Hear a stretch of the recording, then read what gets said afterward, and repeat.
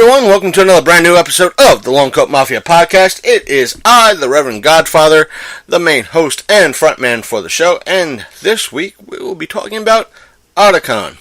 That's right, this past Friday, August the 11th, we went to Otakon to cover it with our first ever official major convention press pass. That's right. And to kind of give you, the audience who might have went this year or just want to find out about the show, a little bit of context and history about the show and so forth and so on. And if you've been listening to the show for quite some time, you might have heard some reference to some of the hate that we had, or at least I had, going into the show this year. And I would like to at least cover that first to explain that to you and to some of you where I was coming from when I went to the show this year. And I'm not going to spoil any of you in reference to what I think now. In any way, shape, or form, please bear with me. This is going to take a while. That's the point of the show. But back in 2006, I did go to Otakon when it was in the Baltimore Convention Center in Baltimore, Maryland. And the reason why I went was not only because I was a casual fan of anime at the time, but I had a lot of people come up to me that were teachers and parents who had kids or knew a lot of kids who were starting to get into anime at this time. And like I said, this was 2006. The popular animes at the time, if my memory holds, were Inuyasha, Trigun, Full Metal Alchemist, and there might have been a few others popping up at that time as well. I think Yu Yu Hakusho was part of this as well. All of these shows, I think, were on Cartoon Network at the time, between, I think, 9 p.m. and maybe 11 p.m., maybe midnight, because of the off chance of any possible adult themes that might have been part of these shows. Yet most of these shows seemed a little bit along the lines of Yu-Gi-Oh, meaning they were more kid-friendly, or if not teen-friendly. So the parents and the teachers thought was, find the biggest geek that they would know and ask him or her, which turned out to be me. So I decided, because I didn't know that much, I knew more than them, but I didn't know that much myself. So I did a little bit of online research. I used my Columbo-like skills, detective skills, and I went online and I found out about Otakon. And so I had the money, I decided to go to this convention, Otakon, back in 2006, to get even more information, to better inform myself and the people I knew, my colleagues, my acquaintances, and everybody that pretty much came up to me to ask a question about it. And that, even to this day, is my belief that a convention is the best part, or the best place to get a whole mess of information about a fandom or a hobby. And I think a lot of you listeners can agree to that. So I went, and the first problem I saw or ran into at that point was spending $60, if not more, on a 3-day pass, when in reality all I wanted to do was go one day and just experience the show to see if I liked it, which forced me to go all 3 days. And each day I went, I just became more and more pissed. So it just outweighed, each incident just piled on to each other. And when I went that first day, which was a Friday, and I found out online once you signed up and through their emails, that you were able to pick up, the tickets were not mailed. at that time. I'm not sure about this year, but the tickets were not mailed out, or the passes were not mailed out to anyone. And they, at that time, if my memory holds, they told everybody, if you want to pick up your tickets, you are able to do it the Wednesday and Thursday prior. And I think it was Wednesday. If I'm wrong, those who remember back to 2006, please inform me if I'm wrong. It was at least the Thursday before. I'm not sure about the Wednesday. So, that happened. But I didn't go. I was, due to my 9 to 5 job at the time, or where I was working at the time, I couldn't get there to pick up my ticket at will call either the days that were offered to pick up early. So I left at my usual time from where I was living to get to Baltimore by 8 a.m. When I got there, there were immediately 3 lines wrapped around the block waiting to get into the convention center. And by the time the show started that day, the lines, at least 2 of the lines, were even longer. And that was the will call line, or the people that waited until, or were only able to make it on Friday to pick up their ticket, and the tickets that were not sold yet. Because from what I could remember, they had a limit cap of 45,000 people only, because of, if I remember correctly, that's what the fire marshal told them in Baltimore, that they had the limit for that building was 45,000 people. And apparently they had a lot of tickets left over that they were able to sell. And again, when I arrived there, there were 3 lines. One was to buy a ticket. The second line was the will call line, and the third line was the line for those who already had their passes or tickets. None of the lines were marked, or you had to kind of ask a bunch of people. There were no volunteers outside at the time saying, that's the for people who need to buy a ticket, that's the will call line, or that's the ticket line that you already had a pass. And by the time I got in, like I said, I got there at 8 a.m. and I believe the show started at 10. I didn't get inside to pick up my pass until roughly 11:30. And that meant I was outside waiting to get in for an hour and a half for a convention that had, in essence, already started. So, in essence, I was outside and for 3.5 hours waiting to get in. And so, even though I was talking to a few people outside, the overall air, for the exception of a few people, remotely few, in reference to, I recognized the cosplay that they were doing, and talking a little bit about them, about that particular, the particular characters they were dressed up as. Most of the air was kind of off-putting, that they didn't want to talk or chat about the fandom or anything like that. And by the time I got inside, it was a little bit worse, and it just felt like I was not welcome there, even as a casual fan. There was no, hi, how you doing? Well, the air was very snobbish and unwelcoming. A lot of the people even dressed up at that particular time in 2006. They didn't want to be photographed. Granted, I obliged. I didn't take a photograph. But the general complaint was, I don't know why I'm being photographed. If I wanted, I don't have time to be photographed. I came here to enjoy the show, to pick up a few things that I'm looking for.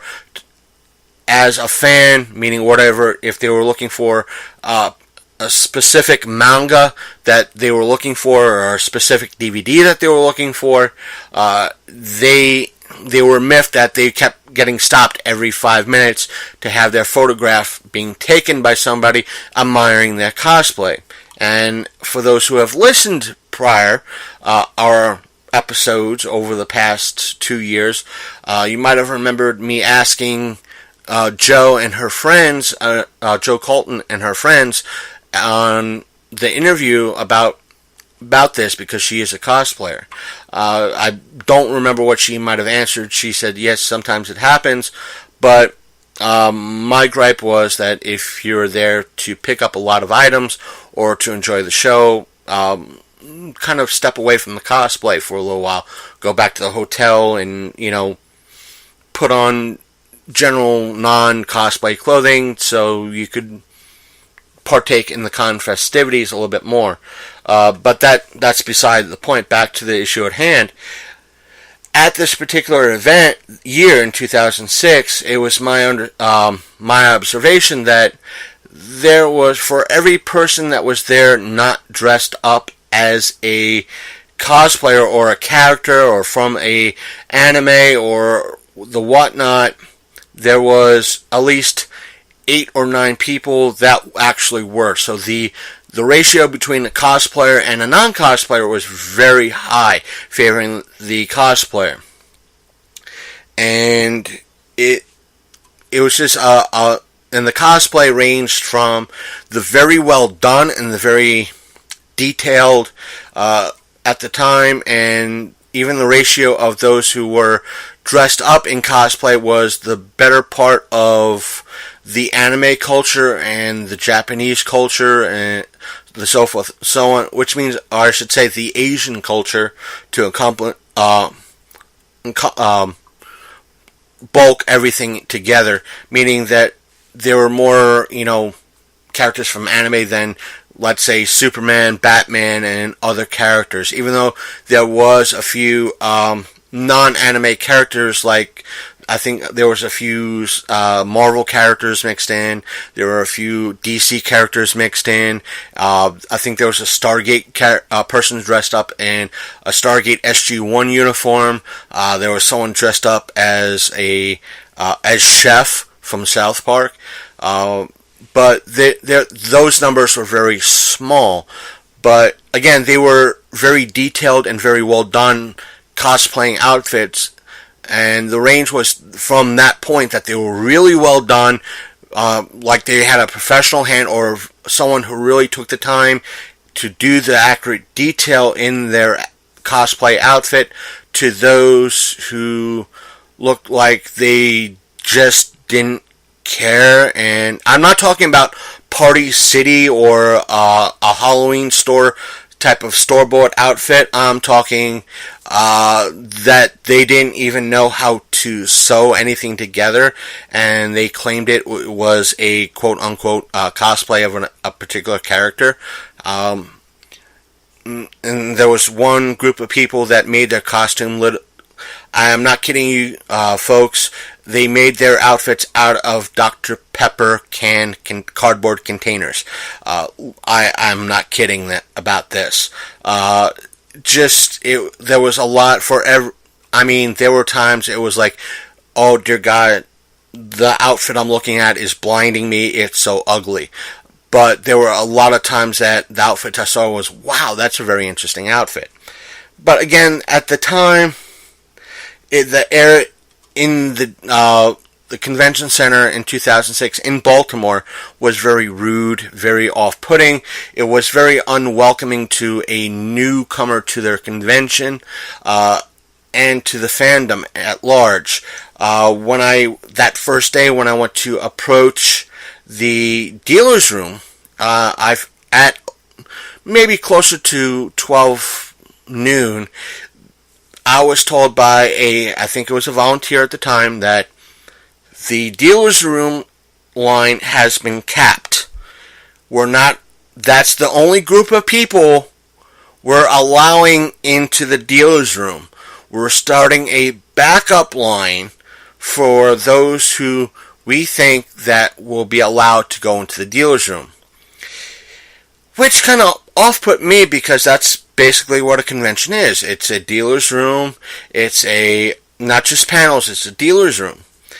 And the volunteer said, you could come back at 1 o'clock to see if we'll be doing such a thing. I did go back at 1 p.m., and there was a line backed up and looped around where the other line ended. And I spoke to the volunteer, and she said, I believe it was a she, said that the secondary line has also been capped, which miffed me off. Is why would you cap a dealer's room? Because, again, some of the people, or if not most of the people that are in attendance, would love to see what is being sold and the celebrities. At this time, day one, I didn't go into the dealer's room because, again, of that limitation of we're not only allowing certain people, and seeing the gaming room was also a similar futile thing, meaning that the line was backed up, no one was being able to go on, extra people were going in and coming out, and there was a uber long line. It just seemed cramped, uncomfortable, unwelcoming for that day one. Day two, I decided to, not to mention day one, I got into a conversation with a fellow guest near one of the hallway walls, which means that we were out of the way from any foot traffic. We weren't blocking anything, and we were talking about anime. We were talking about web cartoons, especially Foamy the Squirrel. And members of security came up to us, and I'm not sure if it was the show security or the convention center security. The person just had security on their shirt, and it was hard to see if it was.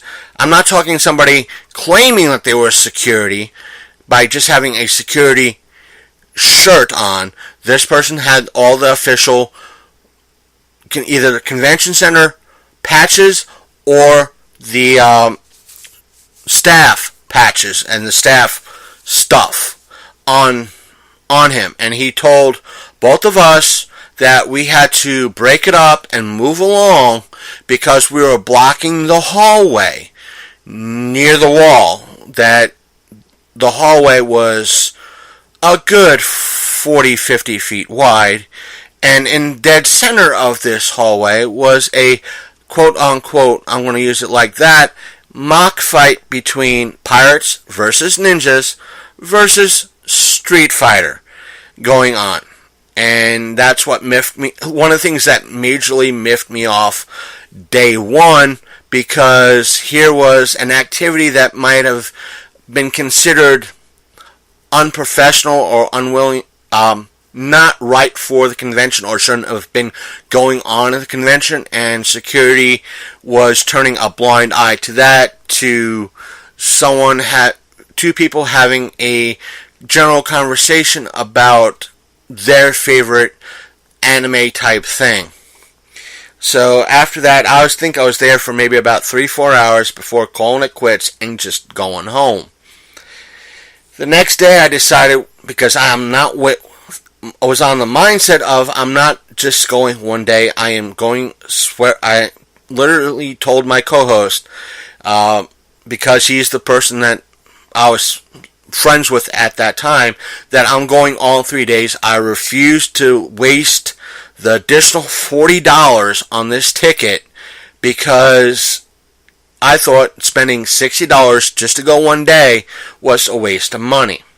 So I went back the next day gun-hoing for the dealer's room and getting in that line. Now, they kept smushing everybody together for this line, which meant there was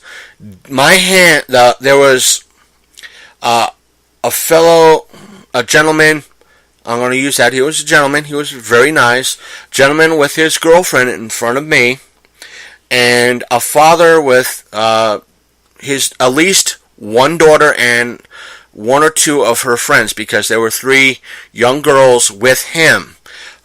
So I'm going to at least say he was there with at least one child and 2 of her friends.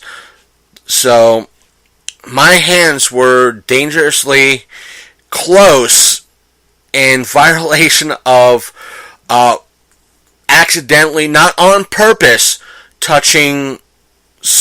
inappropriately touching either, I mean, I don't want to say like that, but it was that dangerously close. And I literally had to step almost completely out of line so I could give them enough courtesy room, because we kept getting squished closer and closer and closer together. Not to mention, we were so close, the air conditioning that was being pumped throughout the convention center became completely useless because of all the people cramped together. And the limited number of people when we finally got into the dealer's room, they could have put way more people in there, and it probably wouldn't have felt totally cramped. So they could have just easily kept people circulating through. But the general atmosphere of a lot, for the exception of the major industry folks that were there, I'm talking about like VidMe or like Funimation or Anime USA or a lot of these anime companies that are out there. The other vendors had this air of, who the frig are you? Why are you here? There was that level, again, that level of snobbiness, that level of, even though I'm a dealer, I am better than you. Whereas the major industry standards, again, like Animation USA, VidMe, the Crunchyrolls of the industry, were the welcoming people hey, how you doing? Or the Anime USAs were like, hey, how you doing? Come here, let me tell you about what we're putting out this upcoming year and what we have put out in the past. Now, when I migrated over to the Artist Alley, they had the same attitude of, who the hell are you? Why are you here? Whereas a typical Artist Alley in a convention center for a Comic-Con per se, like a Baltimore, there's always people trying to draw your attention to their stuff because they're indie creators. That's their job. They want you to pay attention to them. They're kind of like the carnival barker that, hey, look at over here, look at what I have. But in this Otakon 2006, it was more or less like who the hell are you? Why are you looking at my stuff? Why should I sell you my stuff? And it was that attitude. But over the course of the 3 days, even the third day was more of the same. The same attitude, the same everything else. For the third day, I was there. Well, the second day I was there maybe a few hours longer than the first day. The third day I was there maybe even less. I was there maybe about 2 hours, 3 at the most, because I couldn't stand it anymore. And at that point, as I was leaving, I hear 2 people behind me talking loudly about how one of them was at, I think if I remember correctly, the person stated that they were at a New York City Comic-Con or a convention in New York City, and that there were people there like Todd McFarlane and Kevin Smith, all going blah blah blah, buy my shit. And how anime conventions are way better than conventions like New York City Comic-Con for such reason. That they were bad-mouthing conventions like Baltimore, New York City.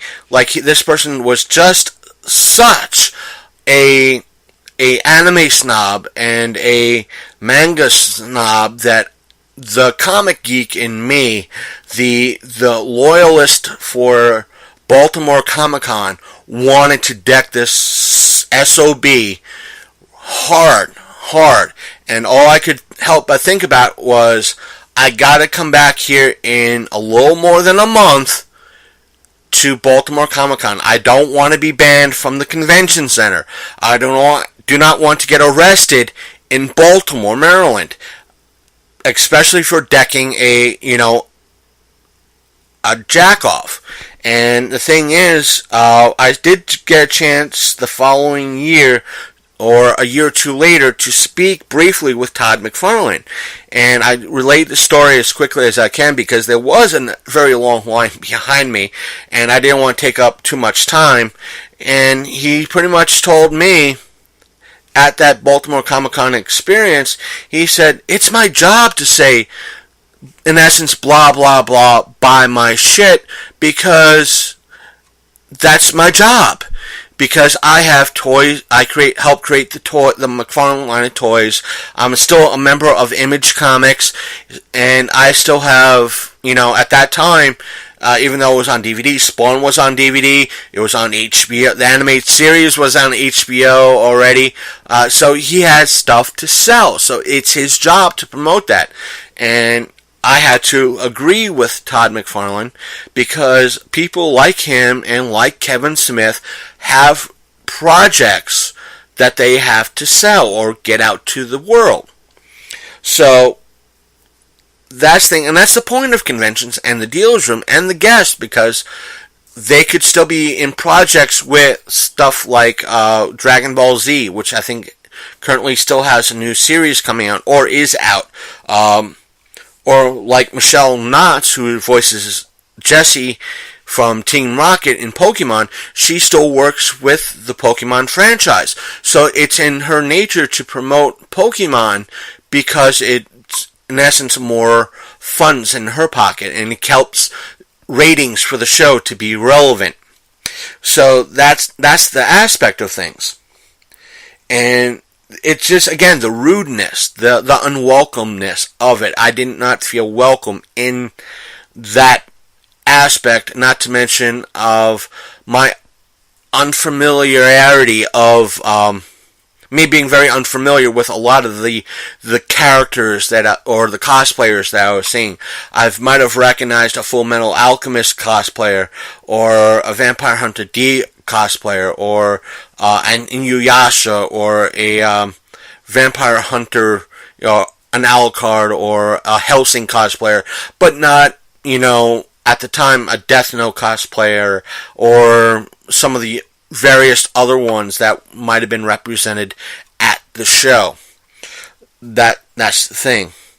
And about, I want to say 3 years later, if not 4, because it might have been 2010. No, that would have made it 5 years later. So I'm going to say about 4 to 5 years later, I was friends with a major cosplayer that was a invited guest to Otakon, and she said that on her posts on Facebook, or in her posts on Facebook, she stated that she was going to be at Otakon, at that particular year's Otakon, as a panelist for the cosplaying panel. And I told her that I'm sadly going to have to miss it. I would love to at least go to be supportive to her, but at that time I didn't have the funds to go to spend another $60 plus for a 3-day pass to meet one person I barely knew on Facebook just to support her on a panel. But a few days later, she stated after the show was over that her panel went well, but the folks that ran it, this actual show staff, the Otakon staff, the volunteers, the vendors that she saw, the people who were ticket holders or pass holders, everybody was rude, unwelcoming, and she will not go back to another Otakon ever again, even if she was a paid guest or a panelist, because of how rude everybody treated her. And me still kind of raw about Otakon 2006, I agreed with her, even though I'm willing to give them their side a benefit of the doubt, because I don't know their side. I just know her side of the end result, which might have meant that. What I'm trying to say is, she could have been equally rude to the convention staff, to the volunteers, to the ticket holders. So I don't know that. So that it's kind of hard for me to say, hey, there was rudeness on both sides. She just voiced her concern in regards to her experiences, and yet I didn't see anything coming from Otakon saying their side of the story. So, and which leads me to Otakon 2017, which, as of this recording, still has 1 day left. I'll say that. As far as I've seen, there has been one minor hiccup. I think the post from Otakon was very vague. Just that it seemed that there could have been some minor incident in the Artist Alley area. Some people were guessing that it kind of got flooded due to the rain that we had, but still. That's beside the point. I'm going to, that's weather related. Stuff like that happens. And this year, 2017, was Otakon's first year in Washington D.C. at Washington D.C.'s convention center, which is by far a huge convention center. So they have a lot of growing pains, and a lot of the negativity that I'm going to be relaying, or some of the hiccups I'll be relaying, can be kind of excused a little bit because of these growing pains and them being unfamiliar with the new convention center and their new setup. And I will say this, the new setup benefits them greatly, because if they had a limit on the number of people going into the dealer's room, they did not have that this year. From what I heard over the years, from what I heard back in 2006, and I'll say that, back in 2006, if my memory holds, I was told that there might have been a year or two that they actually sold out, or had to go with the cap of about 45,000 people. But 2006, they still had some extra tickets left over. But apparently last year, according to one of the guys who was getting his press pass, last year's numbers was about 29,000 people. And that correlated with what I saw on a YouTube video who was covering last year's convention, Otakon. Or I should say Otakon 2016. So, they might have went down in recent years. It's kind of hard to say whether it was part of the economy, because the economy has been a little bit tough. If money's tight, people don't really go to conventions that often. Especially a long distance convention, meaning someone from Washington State is not going to travel all the way to Washington D.C. just for a few days for a convention if they don't have the money. But yet, even though there will be a few people that will make that trip, this year, again, some of the problems, or at least some of the negativity, is still there. Again, I think the tickets were still $60+ for the weekend.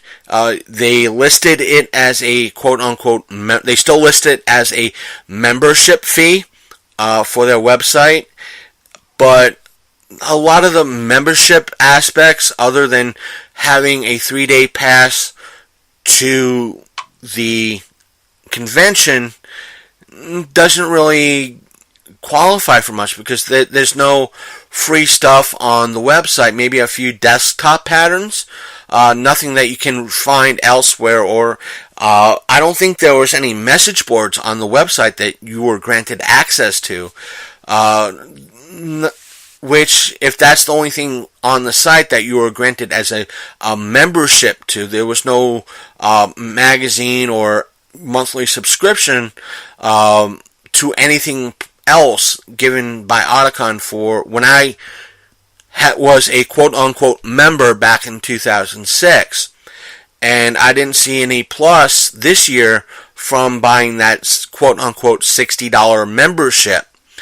Because there's a lot of places from Reddit to Facebook to YouTube to a plethora of other social media sites where anime fans could hang out and talk about anime other than for free without spending quote-unquote $60+ for a particular website and access to a convention.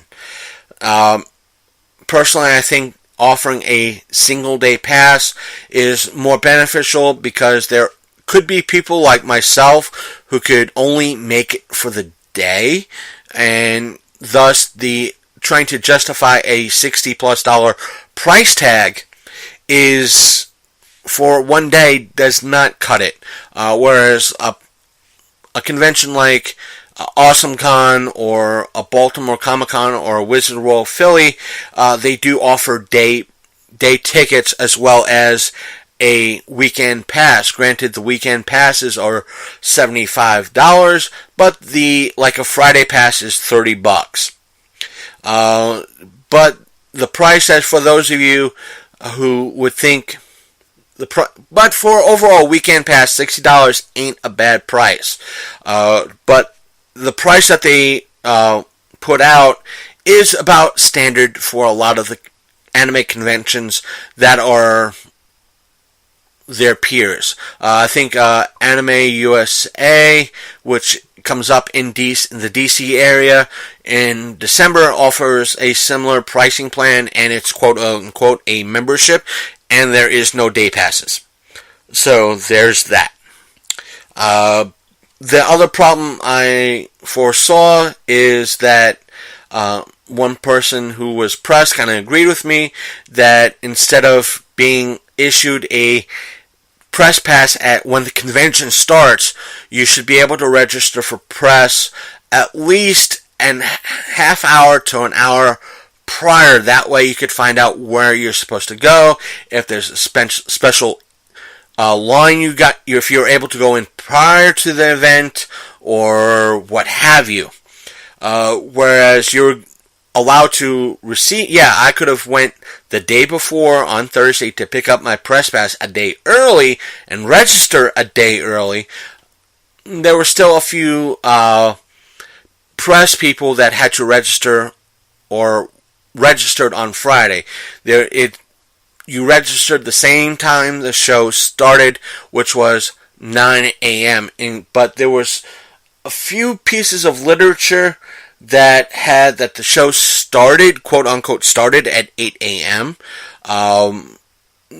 There, from what I saw or was told, there might have been some miscommunication with either the programming book or some of the literature that they put out, which probably meant it wasn't 8 a.m., it was the standard 9 a.m.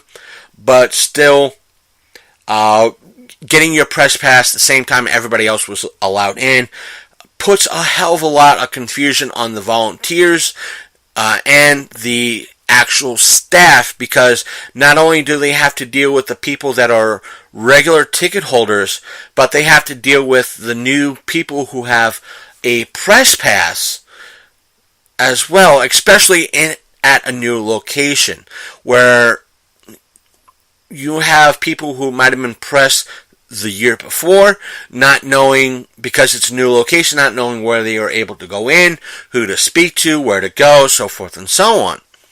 But, and there seemed to be some lack of communication between the staff in reference to that and who you should see. Again, that was just a minor problem. Just a small problem. The only minor inconvenience that I saw was the bag check. Where most conventions, they have like a weapons check where they want to make sure your fake sword is actually a fake sword. not the real thing. It's because of an incident I think it happened in Arizona with David Frank, the original Green Ranger, because somebody tried to go in dressed as the Punisher with real guns, knives, and weaponry to kill David. So thus they had to have a bag check. And if you so much as moved outside of the range of the convention itself, you had to go through bag check every time. Yes, it's a necessary and a necessity, but it just is annoying as hell. And if you get that, not that I got one, but if you get that one security agent who wants to be a picky SOB, yeah, there's a chance that you're going to run into a problem. But things went overly smooth. The people who did the bag checks did a fine job, and it was just, okay, you're good, go ahead. But the overall atmosphere of the other problem was the convention started at 9. That's because a lot of the panels started at 9 a.m. But, and I say that with a very big but, the artist alley, the main dealer room, and the main gaming area did not open until later, meaning the gaming room, which had the free-to-play arcade games, the console games, and the PC games, and the tabletop games, did not open until 10 a.m. The main dealer room did not open until 12 noon, and the artist alley did not open until 1, 2 o'clock that afternoon, which kind of sucks because there were the people waiting to get to the gaming room and to dealer room made everything seem so congested and cramped. But once the dealer room and the gaming room opened up, that congestion went away. It literally dispersed a heck of a lot more people, which made it more breathing room. If you're a person with anxiety and claustrophobia or the fear of crowds, that congestion could really irk a lot of stuff in you. So, and not to mention, when you have that, it makes taking photos, whether you're a professional photographer or a rank amateur like myself, or someone trying to cover the event, or a regular ticket holder trying to get a photograph, it's too much congestion to get enough pacing to take a quality shot. But I'm getting away from a lot of the bad stuff. The good stuff, I'll say this. To answer a lot of questions, did they change? Is the attitude change? Yes. Oddly, yes. The overall attitude of the convention, the Otakon itself, there was a more positive vibe. There was a more friendly vibe. There was more regular convention goers or ticket holders or non-cosplayers to cosplayers, meaning the ratio where, I'll say this, might have been about 51% cosplayers and 49% non-cosplayers, so it was almost a 50-50 mix, which is a good thing. I wouldn't say a good thing, but more positive mix. And a lot of people who were in cosplay were friendly, open to talk about their cosplay. And not to mention, there was more of a mix to the cosplay. Not only did you have the standard Antaka Titan, or the Inuyasha, or the Dragon Ball Z, or the Death Note, or the Evangelon, or the Gundam cosplayers. There was a whole mess of other cosplayers as well. I saw a few Disney cosplayers. There was a few Marvel cosplayers. I saw one person dressed up as, I think the character's name is Yondu from Guardians of the Galaxy. There was a couple of Deadpools. There was a Miss Marvel cosplayer who was very friendly and very polite. There was a Captain America cosplayer. There was a Thor. All these Marvel cosplayers were very well done. There was a couple of DC cosplayers. There was a variety of gaming cosplayers. Someone was dressed up as a Delta, which is also the character's name, a Big Daddy from BioShock. There was a few cosplayers that were dressed up from BioShock Infinite. There was someone dressed up from, I thought the person was a Joker cosplayer, but I found out that I was wrong. It was a character from Overwatch that looks remarkably similar to the Joker.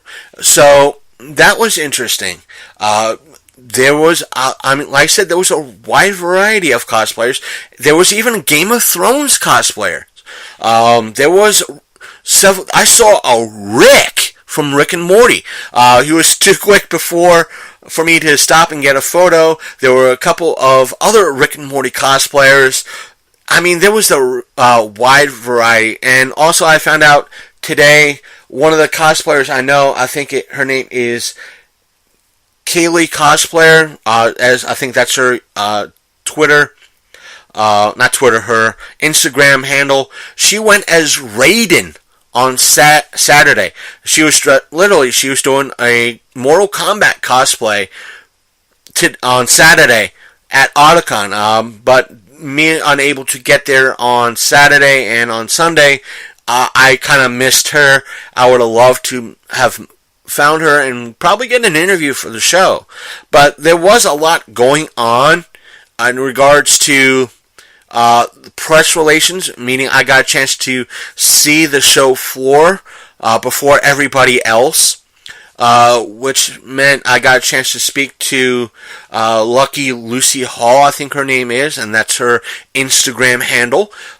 She was help modeling one of very few custom decaled cars that Rob the Mob, two underscores between, to kind of highlight that is his Instagram name, Rob underscore the underscore mob, who did the decals for the full car wrap decals for the cars. And just to speak to some of the problems that I think he said, the car, something happened, he might have hit something and the tire was about to deflate prior to the show. But it was wonderful talking to him, talking to the lovely Lucy Hall about the car, about her cosplay, being a booth model. And I got to speak to a lot of other different people that were on the show floor. Not to mention, I got to see a lot of the previews of the booths that were there, and we were told that because if they're set up and ready to sell, we're more than welcome to sell, buy from those particular booths. And yes, the growing trend of the quote-unquote gift boxes or the gift bag trend is still on the rise. There were, at least one vendor doing a Pokemon themed grab box, or if you want to call it that, because they were in the shape of, they were very good, they were eggs, like the Pokemon eggs, but they were like $40-$50 a piece. The average bag was, actual bag was $20. There was the one booth that was selling the same type of grab bags I picked up in AwesomeCon a year or two ago for $45. But the thing is, there was a large ratio of these grab mainstream, if you want to call them that, grab boxes were $40 to $50 for stuff that was worth $40 to $50. And that just it's just, wait, why? And a lot of the content that was in these is only about four or five items, and with a chance of getting a PS4 or an Xbox One or a Nintendo Switch. But that's beside the point. Just seeing a lot of the vendors, there was a lot of stuff for the over 18 crowd that they had to either censor or block off to only allow those 18 and up to go see. There was also one of the booths that was handing out flyers and calendars. So I managed to get a calendar for, in reference to, it's an app called Fate, Grand, and Order. And they had a bunch of, well done cosplayers for that particular app. They were wonderful cosplayers. They even had somebody who professionally, I don't know if it was professionally done, but her Rita Repulsa outfit was awesome. So I had to give a shout out to Matt and his 4-State Retro Show that's going to happen in Hagerstown, Maryland this September 11th and 12th. So she was like, where? It's in Hagerstown, I-81 I think it's exit 5. And so that was that. And I did get a chance to stop into the gaming room to see what was going on there. Granted, from what I was told, Nintendo would have been stopping by to hand out freebies in reference to, hey, if you can answer this trivia question, you get a freebie, and so forth and so on, and make some announcements about the Twitch, probably, which would have been stuff that most people would have known anyway. But there was still a lot of free-to-play games that were going on, whether it was Smash Brothers or Halo or or Mortal Kombat or Injustice. There was a lot of games you could have played, console games. There was a few Xbox Ones, there was a few 360s, there was a few PS3s, PS4s. There might have been a few Nintendo games that were there. There was a few consoles, PC computers set up with games you could play on them as well.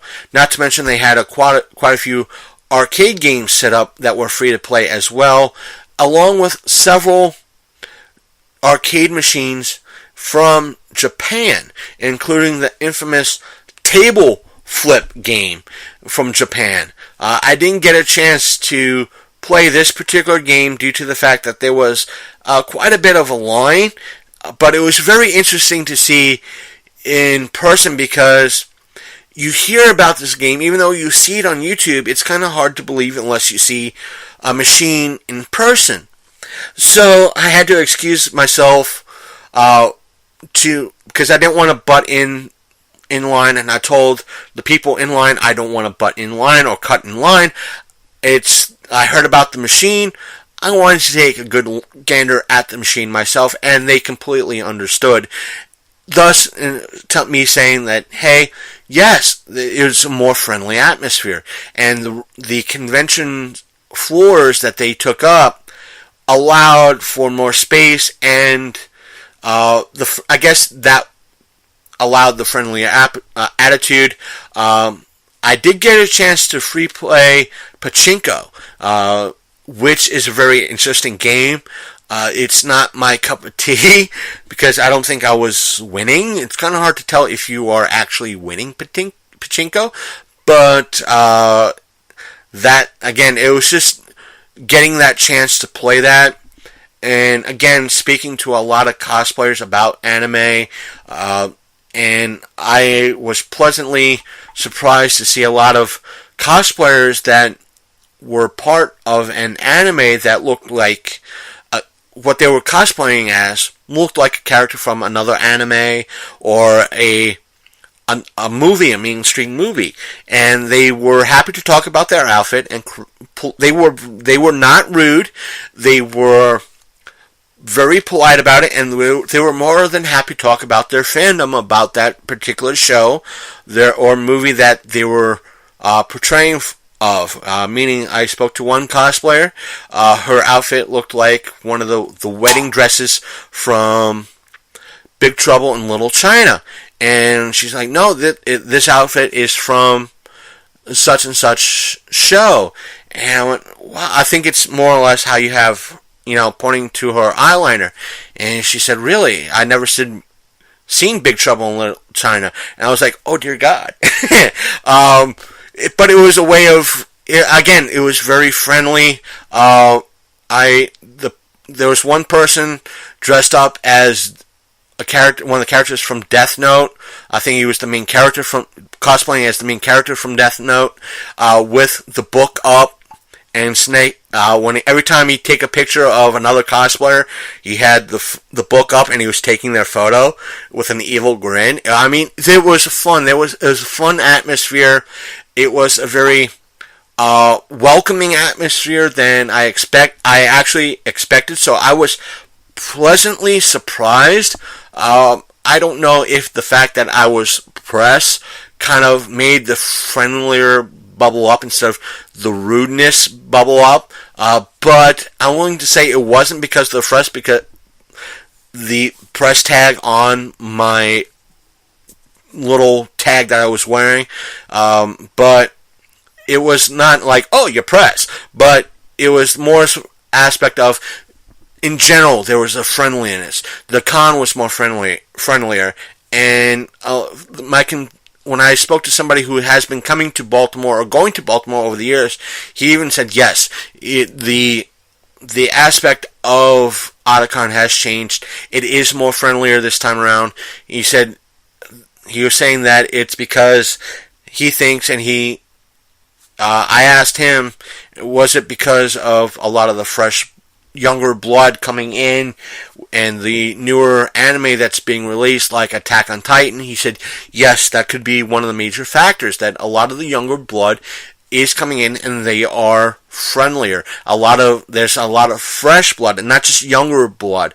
And with the newer stuff coming out, it's giving that shot in the arm that the fandom actually needs. And instead of a lot of the elitism that might have been with the fandom 5-10 years ago, it might be still there, but it's now starting to erode away a little bit, and it's now to the point, or getting to the point of, instead of who the hell are you and why the hell are you here, it's more or less, hi, welcome. It's more of a welcoming atmosphere, and a lot of the people that are cosplaying are talking about their cosplay. They're talking about their fandom. I managed to kid with a couple of people dressed up as Cloud from Final Fantasy VII, and they laughed at the Phoenix Down joke I made. It was in good context. They got it, and everybody laughed, and it was very appropriate. So everybody had a good time, from what I saw. Other than the possible little bit of a incident, they said they had, again, from what I saw in reference to the post made by Otakon Saturday night, or sometime Saturday, they said they have to close down the Artist Alley due to inclement weather. I think because it was heavy rains coming into D.C., that part of the convention center might have had issues in reference to who knows what. But that's just the standard thing. Other than the aspect of them at a new location and trying to get the feel of the location, there were some hiccups reference to getting in, but that's besides the point. I'm sure they'll get. Do I want to go back next year as press? Yes, I do. Just the other problem I have is more so directed to the metro train, which gets people to DC and back. I would love to have them have a train going to and from DC on at least Saturday as well. I think they would earn enough money from people through the route to get to DC and back on a Saturday run, because, heck, it would definitely, I would love to go into DC on a Saturday for a Saturday event.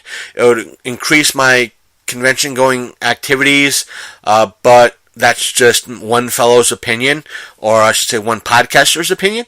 But other than that, I know there's going to be a few people saying, why don't you could have stayed at one of the hotels in DC. There's one thing a lot of you have to understand.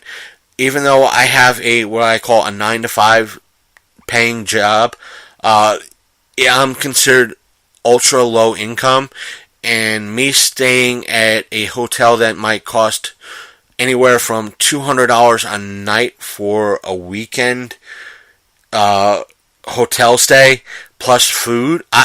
Granted, me for one person for food, hey, Domino's pizza for the weekend would last me a weekend, and a bottle of soda and water from the sink in the bathroom. I could have lived on scraps and rationed my food for the weekend, but the fact that costing a total of maybe $700 for a hotel stay for the weekend, which would have meant a Friday night, a Saturday night, and a Sunday night to leave on a Monday. Yeah, it would have probably cost me anywhere from $600 to $700, if not more. So that's an impossibility for me right now. As much as I would have loved to be there for the entire weekend, so that was a little bit out of my control. But I will say this: would I want to go back to DC for Otakon next year, 2018? Yes, I do. I want to see if they fix a lot of the, or I won't say their problems, but a lot of the hiccups that they might have had this year being at the new location, and me knowing their policies and procedures as press. I would love to go back. I hope, and I won't say I'm invited back next year, but I am approved next year, and hopefully I'll be able to put in for one of the celebrity guests, or the guests that they have coming in to be able to interview one of them. Everybody, in regards to press relations, were very polite, and at least through emails. In person, I didn't have that much contact with them in person because of me wandering around, taking everything in, and observing the con and getting the feel for the show. So maybe next year I'll interview one of the celebrity guests.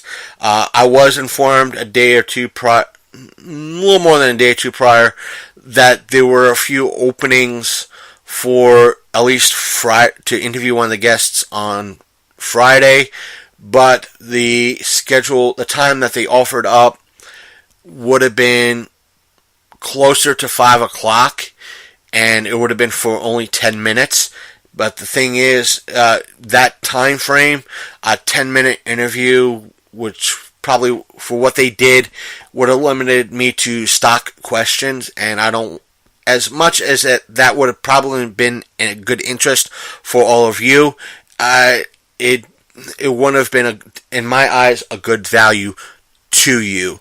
So, not to mention the way the Metro, I won't say the Metro, the MARC train going from DC back to Martinsburg, West Virginia, tends to be a little bit off schedule, meaning even though I left at 5 a.m., coming back, the first train didn't leave until a quarter after 3. The next train was 15 minutes later.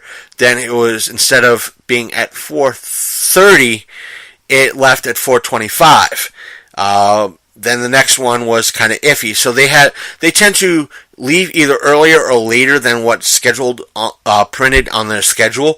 And so therefore I decided, that 10-minute time frame would not have been very good, and I politely declined it because of that. And they completely understood, and I thanked them. And like I said, through the emails, they were very polite. But overall, like I said, it was very good. I enjoyed myself. They actually improved, so they proved me wrong. I cannot bash Otakon anymore. I'm saying that right now, folks. I cannot bash Otakon anymore because I can't give them. I do not have any grounds to stand on because of how good it was this year, how welcoming, how much, I won't say access, that me being press, that's different, but the fact that there was more room to grow, more space, more access, and everything seemed more open and easily accessible, meaning all I had to do was wait until 10 o'clock for at least the gaming room to be open. I could have hung there for another 2 hours until the main dealer's room opened up. So, but for the most part, speaking of the dealer's room, to go back on that topic for a little while, there was still I don't know if they would have opened up the few, there was still, even though they had a lot of room to fit a few more booths in there were still some that seemed unoccupied.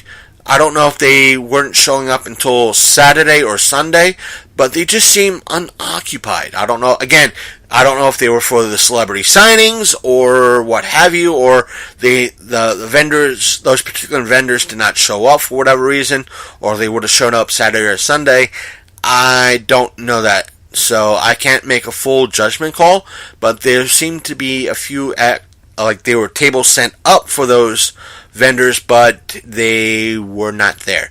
Which, when you see, as someone who tends to go to conventions a lot, and there's only one, it could put out a lot of the attendees to go to that area, especially if there was a few people that did have tables in those areas, and it just made them look so sad and so scarce, and people seeing the empty tables could have put them off of going that far to visit those vendors. So hopefully those spots during the weekend got filled or did fill up, but that's all I have to say.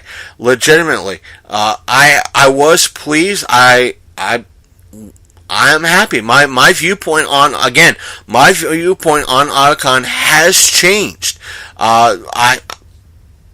Whereas I would have given them a 4 out of 10 back in 2006, I'm going to have to give them at least a hard 7.5 out of 10 this year. That's saying something. That is an improvement. Bravo, Otakon. Bravo. Getting a hard ass like myself, and I'm trying to keep this relatively PG, a hard ass like myself to change his mind. And I tend to hate everything. So, for me to change my mind, good job. And hopefully I'll be able to become press again next year. Hopefully I'll be able to come all 3 days. Hopefully I'll be able to meet up with a few more people and be more involved and more recognized, and in regards to, hey, we seen you last year, welcome back, and so forth and so on, because I want to go back. Yes, I'm going to end it here because I'm starting to repeat myself, but overall, that's it. I'll be posting, if I haven't posted all my photos from the show already, on Instagram and sharing it to our Facebook page. I will be over the course of this week.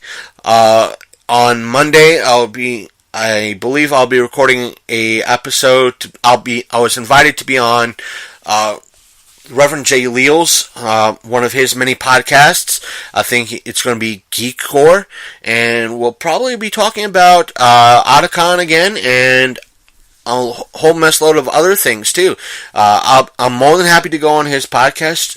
Check his website out for where he has more than one podcast. So go to Skeleton Crew, I think it's SkeletonCrewBrand.com. I'll put a link in the description. Speaking of, also, don't forget to listen to our podcasts. Our podcast, not just this episode, but all our other podcasts, including our Michelle. If you missed her panel on Saturday at Otakon, we do have an interview that we did with Michelle Knotts back in December. Again, Michelle Knotts voices Team Rocket's Jessie from Pokemon. So visit our website at thelongcoatmafia.podbean.com and scroll back to December and listen to our interview with Michelle Knotts. Not to mention, if you use an Apple device, you could either go to iTunes and or Apple Podcasts to subscribe and listen to our show, and always be caught up with brand new episodes, which we drop every Monday. Not to mention, if you don't have an Apple device, you can always use Google Play Music or whatever favorite podcasting app you favor. So, if you have a smartphone, you're able to listen to our podcasts. I say that because I've spoken to a good number of people say, I don't have a computer, yet they have a smartphone in their hands. So, not to mention, we are on Facebook. Our Facebook page, you can find us on Facebook by going to facebook.com/thelongcoatmafiapodcast. If you want to email us about certain things, if you want to talk about email us about your favorite anime, or favorite anime character, or if you disagreed with what we said, or if you have an Otakon story, feel free to message us on Facebook at our Facebook page, again, which is facebook.com/thelongcoatmafiapodcast, or you can email us at longcoatmafia@gmail.com. We also have a Twitter account, and you could follow us and stalk us on Twitter by going to Longcoat Mafia. You could do the same on Instagram and see some of the photos that we took at Otakon by looking up Longcoat Mafia and clicking that subscribe button. We are kind of working on our YouTube channel. We have to upload for it. We still have a few videos that we have to upload, so please stay tuned for that. All the links, if you missed out or misheard in reference to finding us and where to find us and how to email us, the links will be in the description of this podcast. So, goodbye for now, and take care. I hope a lot of you who are listening to this who went to Otakon, you had a good time. And if you haven't gone to Otakon, maybe you should think on going next year. So either way, take care, guys, and speak to you again next week. See you next time on the Longcoat Mafia.